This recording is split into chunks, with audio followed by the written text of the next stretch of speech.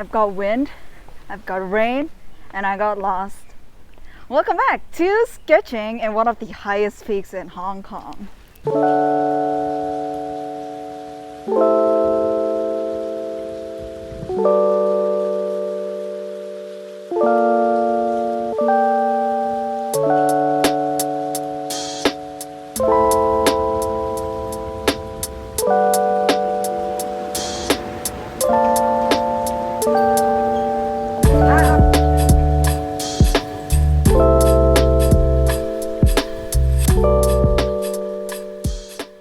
Hello, good morning you guys. Today I am going to meet with a group organized by a guy who runs Hong Kong Heritage Sketchers, which I think the aim of the group is just to sketch a lot of the buildings and historical places in Hong Kong. And we're going to the peak of Hong Kong today. It's not really the peak, but it's kind of called the peak. It's one of the highest points on the Hong Kong island. And I am very lost. So I've been there before. I've taken a couple of transportation modes before. I haven't rode this specific bus like ever. So we're going to see where it is. I think I'm getting a little bit warmer. I'll keep you posted. I mean, if you see this video, it means I reached. I'm just trying to exhaust all my public transportation options before I resort to taking the cab. See you in a bit.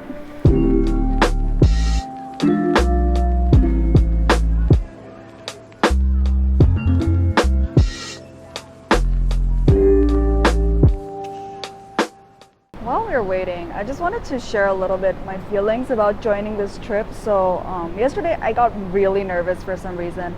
I think it's because usually whenever I go out to sketch, I just do it alone.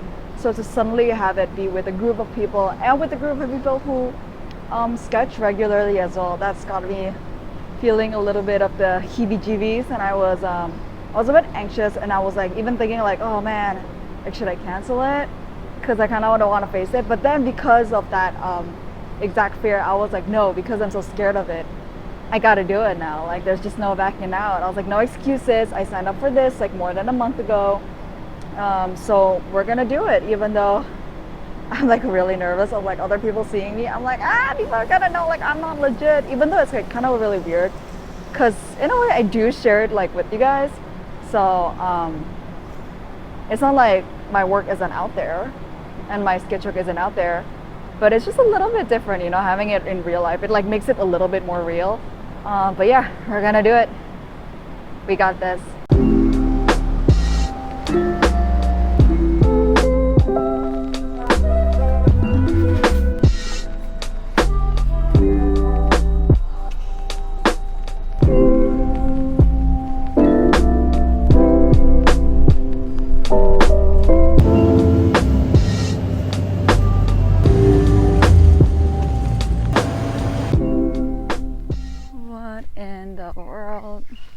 So I am dropped off very far from where I need to be. Oh, actually the bus is coming back. Fudge.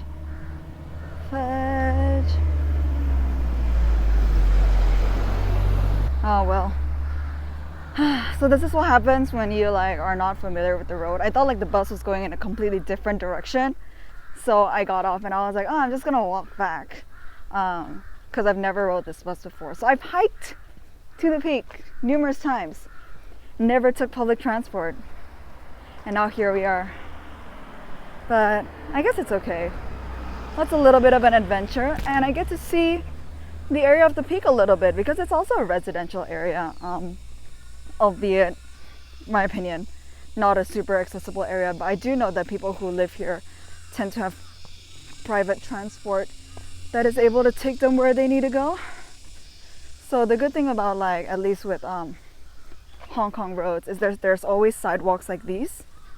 So even if I'm like getting off to just walk, it's totally fine. And I believe this is somewhat a public road. But oh my gosh, this fog though, can barely see anything. If you look at that, it's just white. It's completely white.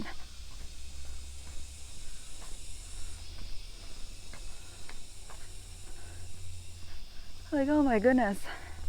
I don't know what I'm gonna sketch, but we'll sketch something. for sure. All right. Ooh. Now I feel like I'm getting a little bit of a hike in me. Google Maps says it'll take about 14 minutes for me to reach there via foot, which from my experience is gonna take me maybe like 10, because I tend to walk a lot and I walk a bit fast. It's just these heights, man. God dang. Okay, this is supposed to be a view of Hong Kong. And if you're like really squint, you can see that there are some buildings there. But nope, it's just white for now. Not gonna lie, the temptation to like grab a cab, because there's been like so many passing around, it's quite real. But we got this. It's gonna be like, it's not worth it, I know. And it's cool. See some joggers, some hikers. We could do this.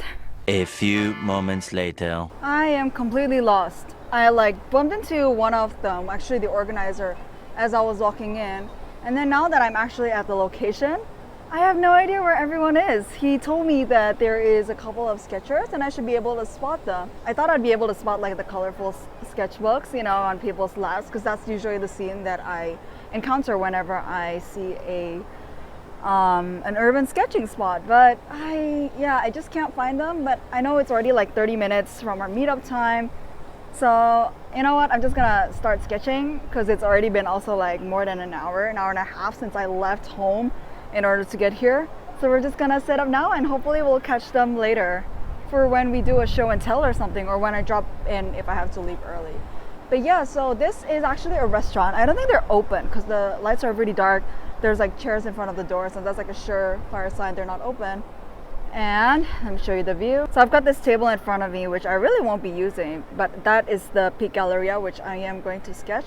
And actually I'm just gonna share this information in the group chat as well. It's like a good sketching spot. Okay. So I was sketching from over here, sketching that view, which I think is not a bad spot.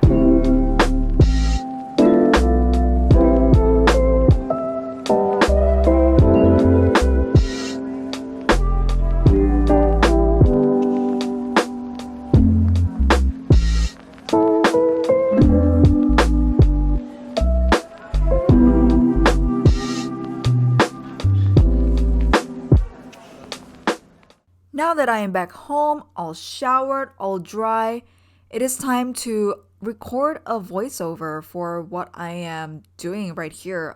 Since I did it less than like 8 hours ago, so the memory is still super fresh in my head. This video, by the way, is sped up by 6 times, just to give you a context on how quickly this, and also just because like, whenever you see these kind of time-lapse videos online, it usually seems like people are really confident in their strokes, and the reality is that I wasn't all that confident, but because it was sped up, it does look like I know what I'm doing, which is the illusion of the internet, I guess. Onto the painting. So this scene was very, very moody, mainly because everything was like covered in fog, and I didn't want my painting to kind of fade in the background, even though fade is literally what I see in front of me. So what I did was I picked like a bright, strong color that will kind of like peek through, hopefully, through the underpainting. Like it's not super strong, but I did apply like a really light wash of Opera Pink. Opera Pink is great. It's so loud, it's so in your face, and it has this like ability to really, really peek through all the layers above. So I just thought that it was like a really good color to be able to peek through, especially because all the colors that I will be using are quite muted. Speaking of colors, so apart from the leftover opera mix that I had already on my palette, the other colors that I use are Prussian blue, alizarin crimson, yellow ochre, turquoise green, and that's about it actually. A little bit of opera pink here and there that I dip in like very, very lightly. But really the most used color here is permanent white from Daler-Rowney. The rest of the colors I had are Holbein. Not that it really makes a difference, but you know, just in case that you guys are curious, I just try to make everything as muted as possible, as faded as possible, and I try to keep the key of the lighting on the light side. Although the lights did change like here and there. So I really had to like come and readjust when in reality I should have just like committed. But I just tried to see like, oh, everything in relation to one another. For example, I wanted the building face where the light is hitting it to be brighter than say like the shadow side, and then everything else can just be, you know, darker or lighter by comparison. And that's really what I was going off of. But the relationship of the building to the sky itself, that was the thing that kept changing. And I think after like repainting over the whole area once, I just decided to commit and go for it and just leave it at that. And then I'm just gonna move on to the other areas.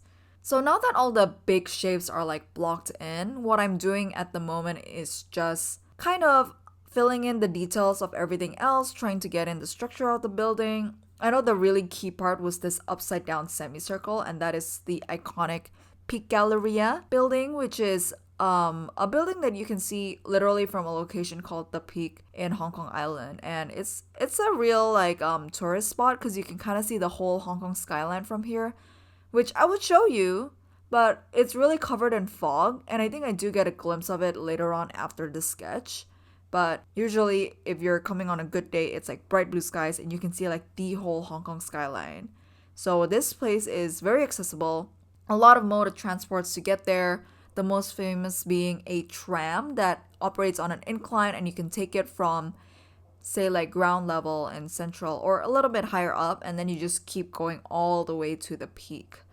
Cabs are around, buses are around, and it's also a really popular hiking spot, so I've gone here a few times to hike. Anyways, back to the painting. Now I'm just filling in the nooks and crannies really, so like the posters and the LED screens. And then lastly, I will just finish off with like the trees in the front, but I didn't really want to do it until I got everything in the back together. Overall, the sketch did turn out to be a lot bluer than I thought. Like I really gave a lot of color into this like really foggy, misty building, but it's also because like when I was there, I could see some like color tones that weren't really available in photos, which is like a really big hack, I think, of like sketching from life. Like I never expected this to be the result of sketching this foggy atmosphere, and I wouldn't have known this if I didn't like do it. It was really fun to do this, and I'm quite glad actually. Now I realize suddenly rain was coming on, and it was just a drizzle, which later I knew was not going to last. Like it was literally just a drizzle. But because of that, I kind of panicked and I packed everything, and you can see there are splotches there on the sketch. But I actually really like the sketch, and I'm gonna keep this in my memories forever. And hopefully I do more of this kind of gouache easel kind of paintings. I just want to do more of these in the future because it's such a different experience from sketching with a water brush and watercolor, and I actually really enjoy it.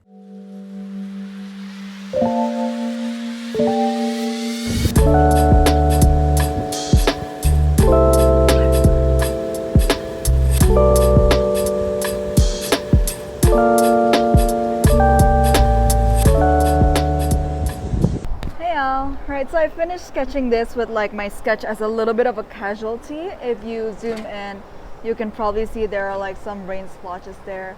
But I did it, and I finally saw where all the other sketchers are in with the group chat. I kind of deduced with a lot of Google translating going on. So we're gonna try and catch up with them and see what's up. I wish I would have been able to give you like a more comprehensive look into how I like sketch and give you like final finishing shots. But if you see towards the end, like it was drizzling a little bit, so I like hurriedly packed because I didn't know it was just gonna be like a drizzle.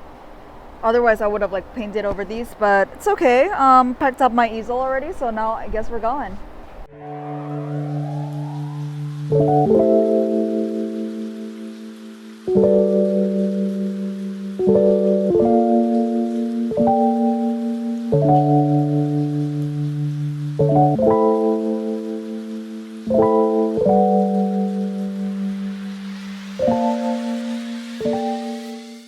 Alright, before the weather gets any worse and before I get rained on again, mainly because I didn't bring an umbrella, so that is completely on me.